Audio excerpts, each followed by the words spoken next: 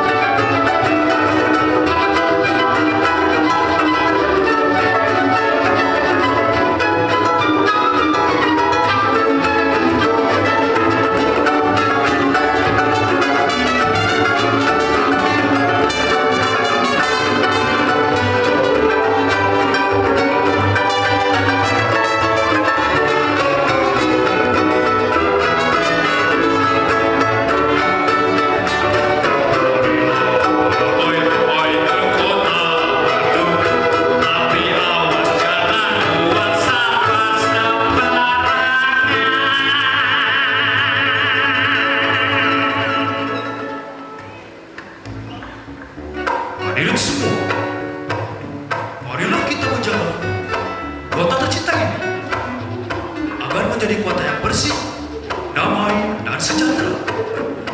Maka dari itu, janganlah buang sampah sembarangan karena dapat merusak lingkungan dan membuat kota ini menjadi sangat-sangat tidak bisa kita nikmati.